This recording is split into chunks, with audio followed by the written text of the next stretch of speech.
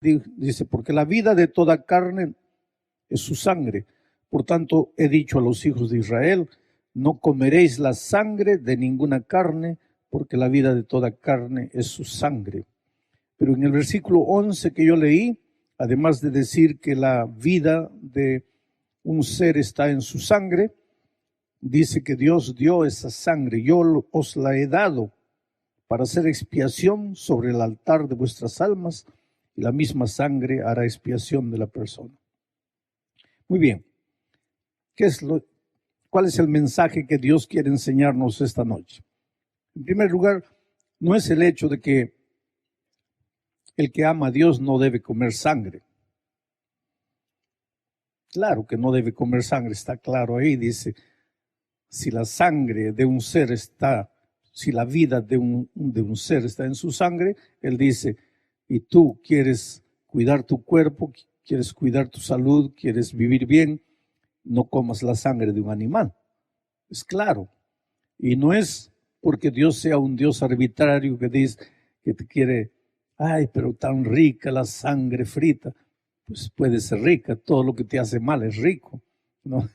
Infelizmente las cosas que te hacen mal no son desagradables. Lo que te hace mal, lo que te perjudica siempre es rico, siempre es delicioso, porque el diablo apela al apetito, apela al placer de la carne. Ahora, cuida tu salud, porque si por la sangre corre todo el flujo de la vida, y naturalmente la sangre contamina y todo, Dios debe tener razones científicas. Yo no soy médico, yo no quiero entrar en el terreno, en el aspecto médico, pero Dios tiene razones cuando dice no comas sangre. Pero ese no es mi tema. El tema es el siguiente. Sangre es vida. Cuando la sangre se derrama, se está derramando la vida. Y yo te he dado la sangre para que hagas expiación por tu pecado en el altar.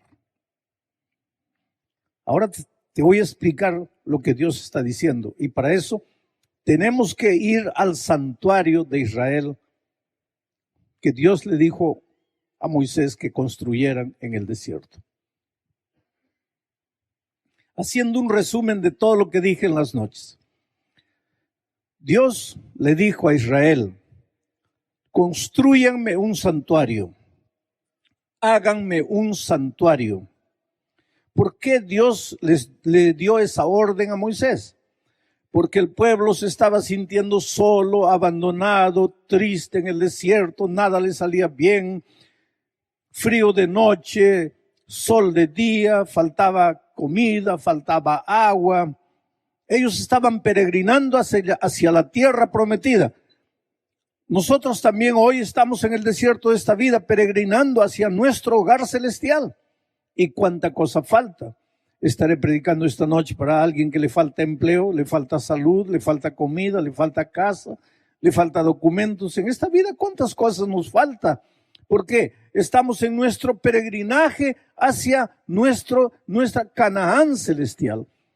En esas circunstancias adversas, difíciles, el pueblo de Israel pensaba, ¿dónde está Dios? Dios me abandonó. Y Dios, como respuesta a esa pregunta, le dice a Moisés, mira, constrúyame un santuario y yo voy a habitar en el santuario.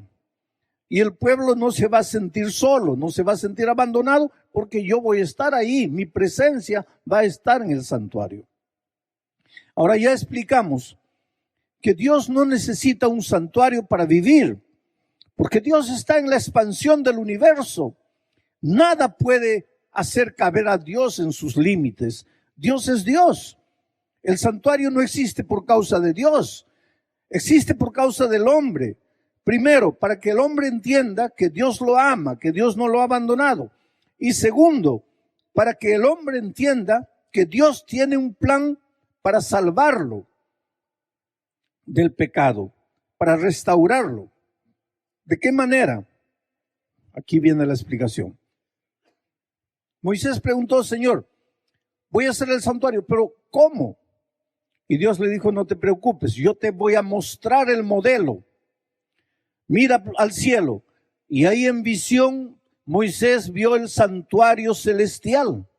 Y Dios le dijo, copia el modelo y haz el santuario en la tierra siguiendo todo lo que has visto. Y entonces Moisés reunió al pueblo y le dijo, Dios me ha mostrado esto. El santuario va a tener estas dimensiones, va a tener estas divisiones, vamos a construir el santuario. Y comenzaron la construcción del santuario. Pero Dios también le mostró a Moisés en el santuario cómo es que Dios iba a salvar al hombre de la triste situación de pecado en que se encontraba. Y para eso le dio a Moisés la orden de los sacrificios. Y esta noche, aunque el tema es un poco difícil, voy a tratar de explicarlo de la manera más simple para que ustedes entiendan. Todos los días, el pueblo de Israel, cada miembro del pueblo de Israel, vamos a decir que nosotros fuéramos el pueblo de Israel. Y nosotros todos pecamos. La Biblia dice, todos hemos pecado, estamos destituidos de la gloria de Dios. Yo no sé cómo lo haces tú, pero yo cada noche, en mi corazón antes de dormir, le digo, Señor, gracias por el día que me diste. Por favor, perdóname los pecados que he cometido. Y todos los días tenemos que confesar nuestros pecados porque pues hasta sin querer estamos pecando. Tenemos la naturaleza pecaminosa que nos lleva al pecado. Todos los días constantemente estamos pecando. Y hay momentos cuando somos conscientes de un pecado terrible que hemos cometido y nos vamos a un rincón de la casa, a un rincón de la vida por ahí y nos arrodillamos y lloramos delante de Dios y le decimos, Dios mío, he pecado, merezco morir. No merezco perdón, Señor, porque no es la primera vez que peco, sigo pecando. No sé qué hacer para vencer mis pecados. Por favor, Señor, ayúdame, perdóname. Le pedimos perdón a Dios. Pues el pueblo de Israel también pedía perdón a Dios. Pero el pueblo de Israel, para pedir perdón a Dios, tenía que ir todos los días al templo llevando un corderito. Él entraba al templo llevando un corderito para pedir perdón a Dios por sus pecados. Ahora, no voy a leer los versículos, pero todo está descrito en la Biblia. Había un altar donde el israelita colocaba el corderito. Una vez que colocaba el corderito en el altar, él colocaba la mano sobre el corderito. Y entonces, en oración, transfería todos sus pecados para el corderito. Señor, he pecado, pero yo no quiero morir. Y como no quiero morir, colocando mi mano en el cordero, estoy transfiriendo mis pecados para el cordero. He pecado. Todo el que peca tiene que morir. Yo merezco morir por mis pecados. Pero Señor, no quiero morir. Y tú has provisto este sacrificio. Y tú has dicho que si yo transfiero mis pecados para el corderito va a morir. Y yo estoy salvo de mis pecados. Entonces él transfería con su mano y en oración sus pecados al cordero. Ahora, ¿qué sucedía?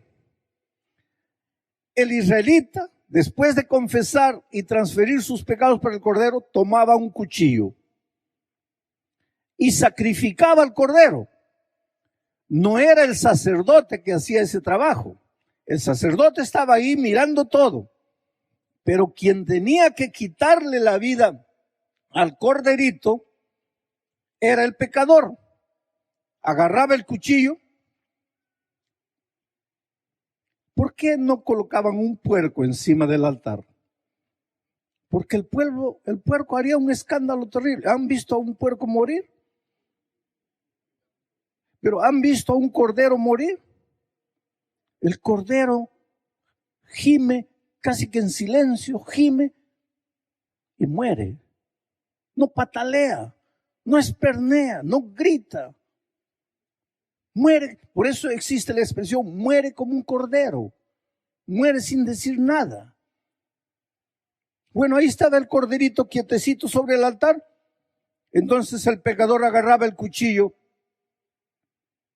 Ahora yo te digo una cosa. ¿Tú serías capaz de clavar el cuchillo en un cordero? Yo te confieso, yo soy tan cobarde que no podría hacerlo. Y hay gente que tiene miedo hasta de matar una hormiga. Peor todavía matar un cordero, cortarle el cuello. Pero no había opción para el pecador. Él había pecado. Tenía que morir. No quería morir. Tenía que transferir sus pecados para el cordero y el cordero tendría que morir en su lugar. No tenía valor de matar al cordero, entonces él tenía que morir. No quería morir él, entonces el cordero tenía que morir. No podía hacerlo, entonces él tenía que morir. Pero si él no quería morir, tenía que morir el cordero. No tenía escapatoria. En el tiempo de Israel era de esa manera. El pecador iba al santuario llevando su corderito, cada uno traía su corderito, era uno por uno, entonces yo entraba, colocaba el corderito en el altar, transfería mis pecados para el corderito, tomaba el cuchillo, sacrificaba el corderito, la sangre del cordero salpicaba el suelo y entonces venía el sacerdote. ¿Y qué hacía? Mojaba sus dedos en la sangre del cordero y manchaba con la sangre del cordero la parte más alta del altar. O sea, transfería ahora, el pecador transfería sus pecados para el cordero. Ahora, la sangre del cordero simbólicamente estaba contaminada con los pecados del pecador. El pecador estaba limpio ahora, porque todos sus pecados habían pasado por el cordero. Ahora, quien moría en lugar del pecador era el cordero. El cordero estaba cargando el pecado del pecador. El pecador ya estaba libre de sus pecados. El sacerdote mojaba sus dedos con la sangre del cordero y manchaba la parte alta del altar. Y de esta manera, simbólicamente, el pecado del pecador pasaba al santuario y se quedaba en el santuario. El pecado no desaparecía. El pecado desaparecía de la vida del pecador, porque él había transferido sus pecados para el cordero. Pero el pecado quedaba registrado en el santuario y quedaba guardado en el santuario. ¿Hasta cuándo? Ese es un asunto que vamos a estudiar en otra noche, no esta noche. Pero ahora, después que el pecado había sido transferido para el santuario, el pecador ya podía volver para la casa feliz, limpio de sus pecados. Estaba salvo. Ya nadie tenía que condenarlo. Es como si él nunca hubiera pecado. Su vida limpia. Podía volver a la casa alegre, feliz, cantando, levantando las manos. Gracias a Dios estoy perdonado. Gracias a Dios, aunque he pecado y merezco morir, ya no tengo que morir, porque he sido librado de mis pecados. Pero para que el pecador pudiera sentir eso, un inocente cordero que no había hecho nada, tenía que morir. Su sangre tenía que ser derramada. Y esa sangre quedaba manchada en el santuario. Ahora, queridos, Dios le dijo a Israel, hagan un santuario. Y con lo que suceda en el santuario, ustedes van a entender cómo yo, Dios, soluciono el problema del pecado de la humanidad. Ahora vamos a traer todo esto para la realidad, porque todo eso era simbólico. Tú y yo pecamos. La Biblia dice, todos pecamos y estamos destituidos de la gloria de Dios. Tú y yo merecemos morir. No tenemos otra salida, a no ser transferir nuestros pecados para el cordero. Pero ya no hay cordero. Hoy día nosotros no tenemos que ir al templo llevando un corderito. ¿Por qué no? Respóndame, ¿por qué no? Porque en la cruz del Calvario, Cristo, el Cordero de Dios que quita el pecado del mundo, ya murió y derramó su sangre. Hoy día Hoy día todo lo que tenemos que decir es: Señor, yo pequé, yo merezco morir, pero yo creo en ti. Y por favor, yo voy a ti, me entrego a ti y yo acepto tu muerte en mi favor. Ahora, querido, qué fácil es hoy día para nosotros. Para el israelita no era fácil, porque el israelita todos los días, al confesar su pecado, tenía que sacrificar el corderito. Nosotros, ¿qué sacrificamos?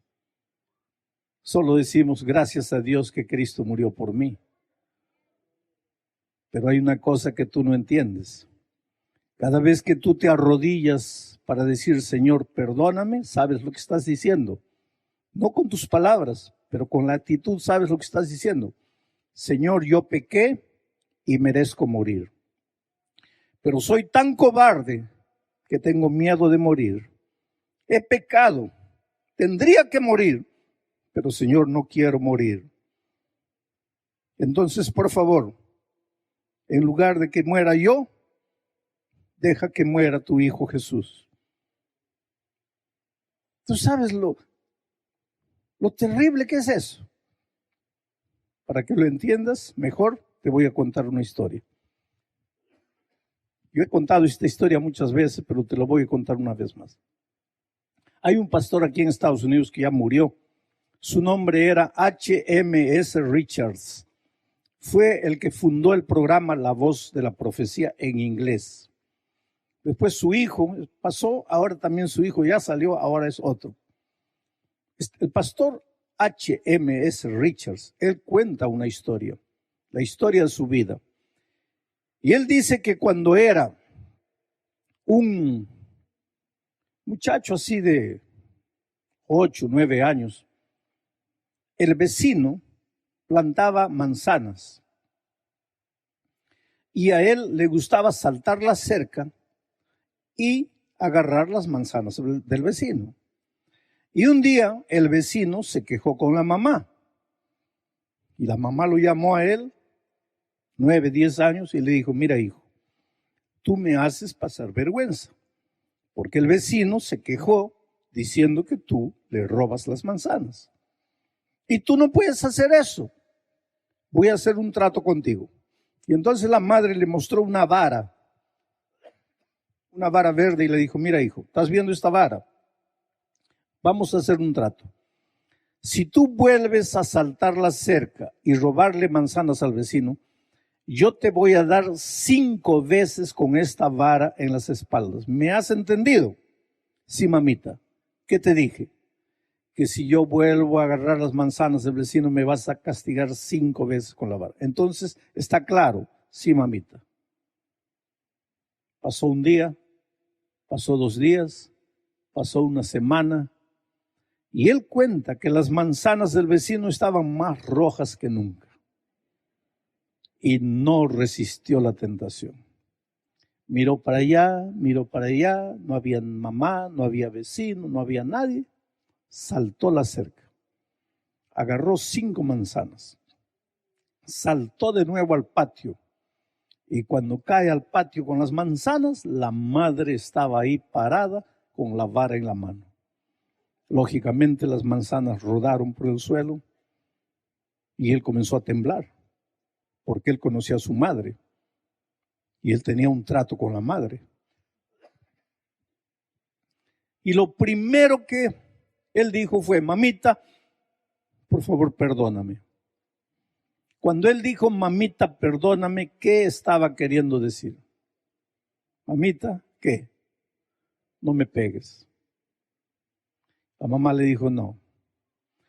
Nosotros teníamos un trato. Tú entrabas a la chacra del vecino, yo te daba 5 veces. Tú entraste, tengo que darte. Pero mamita, por favor, perdóname. Hijito, tenemos un trato. Pero mamita, hijito, tú me dijiste que habías entendido. ¿Entendiste o no? Sí, pero perdóname. Y él cayó arrodillado, pidiéndole perdón a la mamá. Mamita, perdóname. Qué corazón de madre puede quedarse insensible viendo al hijito arrodillado pidiendo perdón.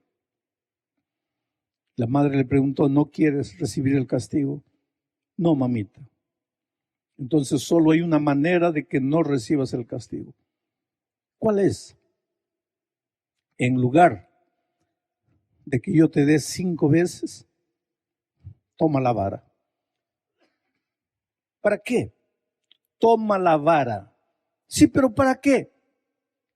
¿Quieres recibir el castigo? No, no, entonces toma la vara. Y él tomó la vara.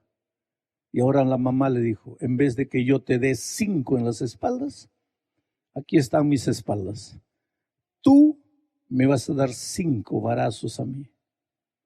Pero hubo transgresión, tiene que haber castigo. Yo te amo, tú transgrediste, ¿no quieres recibir el castigo? Pues yo te amo y no vas a recibir el castigo. Pero alguien tiene que recibir el castigo porque hubo transgresión. Y ya que tú no quieres recibir el castigo, yo voy a recibir el castigo por ti. Y el pastor Richard cuenta que agarró la vara. Y él dice así, hasta aquel momento yo había llorado con las lágrimas de mis ojos. Pero en ese momento yo comencé a llorar con las lágrimas de mi corazón. ¿Cómo podría tener valor de castigar a mi madre por un pecado que yo había cometido? Sabes, querido, Richard no tuvo el valor de golpear a su madre, pero nosotros tuvimos el valor de quitar la vida del Señor Jesucristo, porque alguien tenía que morir. Nosotros pecamos, teníamos que morir. No queríamos morir, alguien tenía que morir. Y ese alguien fue Cristo. Cuando yo era muchacho, niño, mi madre tenía un libro llamado Primeros Pasos. Y en ese libro había el cuadro de la crucifixión. Y yo le preguntaba, mamita, ¿quién es este que está colgado aquí? Y ella me decía, ese es el ladrón malo que no aceptó a Jesús. Y este otro, ese es el buen ladrón que aceptó a Jesús en el último minuto de su vida. ¿Quién es este del medio? Ah, hijo, él es Jesús que murió por nuestros pecados. ¿Y quiénes son estos que están abajo? Y mi madre se ponía brava, ¿sabes? Y me decía, ah, hijo, esos de abajo, esos son los malditos soldados que mataron a Jesucristo. Y durante años yo crecí pensando que habían sido los soldados que mataron a Cristo. Hasta que un día necesité de perdón. Y me arrodillé. Y le dije a Dios, Señor, perdóname. ¿Qué le estaba diciendo? He pecado y merezco morir, pero no quiero morir. Entonces Dios me mira y dice así, ¿no quieres morir? No, pero es pecado. Sí. ¿Sabes que mereces morir? Sí. ¿Sabes que la paga del pecado es la muerte? Sí. ¿Y has pecado? Sí. ¿Y no quieres morir? No. Entonces solo hay una manera de que no mueras. Vas a tomar ese martillo y ese clavo y vas a clavar a mi Hijo Jesucristo en la cruz. Richard no tuvo el valor de castigar a su madre, pero tú y yo tuvimos el valor de clavar al Señor Jesucristo en la cruz del Calvario. Tú no lo entiendes, pero el israelita lo entendía. Porque cuando el israelita tomaba el cuchillo y veía aquel inocente animalito. Y él levantaba la mano y decía: ay, Dios mío, este cuchillo tiene que ser clavado aquí. Pero soy tan cobarde que no quiero, no puedo. Y clavaba el cuchillo en el inocente que no había hecho nada. Eso es lo que hacemos todos los días con Cristo. Quien pecó somos nosotros. Tendríamos que morir, y no es la muerte instantánea, es la muerte lenta todos los días. Hogar destruido, vida financiera destruida, hijos destruidos, valores destruidos, metidos en los vicios, en la miseria, en las desgracias de la vida. Esta es la muerte que merecemos. Hemos pecado, nos hemos separado de Dios. Esta es la condenación que merecemos. No hay salida para nosotros a no ser que alguien muera por nosotros. Y ese alguien es Cristo. Y vamos a Él.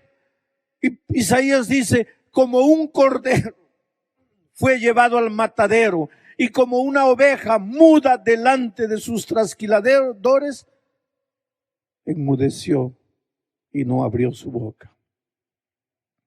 Jesús te ama, te ama, te ama. No hay nada en la vida que puedas haber hecho que no tenga perdón. Y si estás sufriendo en este momento es porque estás muriendo la muerte que el pecador merece. Y hay solo una salida para ti: devuélvete a la vida. Acepta a Jesucristo como tu Salvador. Deja que su muerte te sirva. No tienes por qué seguir sufriendo. Jesús ya sufrió por ti. Ven a Jesús, entrégale tu vida. El otro día yo estaba dando clases para pastores en San Pablo. A la hora del almuerzo, yo me dirigía al comedor y un joven pastor de unos 30 años se acercó y me abrazó. Estaba emocionado y me dijo: pastor, usted no sabe lo que significa darle un abrazo. Yo nunca lo había visto personalmente, yo nunca había llegado cerca de usted. La única vez que yo lo vi en mi vida, lo vi así a la distancia. Y le estoy hablando del Gimnasio Deportivo Ibirapuera en San Pablo.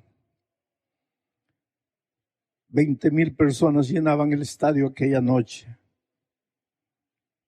Yo era un joven drogadicto. A los 18 años abandoné la casa de mis padres. Me hundí por completo en el mundo de las drogas. Vivía en un barrio con otros jóvenes drogadictos, robando para poder comprar un poco de droga. A los 20 años de edad, 2 años después que había abandonado mi casa, yo era una piltrafa humana. Yo era basura. Yo no era nadie. 20 años. Esa edad para empezar a vivir mi vida ya estaba llegando al fin. Hasta que una noche de agosto del año 1987, yo entré al gimnasio Ibirapuera porque la puerta estaba abierta. Porque vi mucha gente entrando y me senté allá en las galerías y usted entró para predicar y habló de Jesucristo. Usted dijo que Jesucristo me amaba. Oh, pastor, nadie me amaba. Yo mismo no me amaba. Usted dijo que yo merecía morir, pero que si le entregaba mi vida a Jesucristo, Él cargaría sobre sí todos mis pecados. Y yo creí en su palabra. Y cuando usted dijo: lo único que Jesús no puede hacer por ti es traerte aquí adelante por la fuerza, yo me levanté. Y vine corriendo, pisando a la gente, porque yo estaba arriba. Y llegué adelante. Estaba así, una basura, acabado, destruido, viviendo 2 años con los drogadictos, perdido, sin perspectiva. Pero en medio de mi mente así, oscurecida por las drogas, yo entendí que el Espíritu de Dios me estaba diciendo: hijo, yo te puedo hacer de nuevo.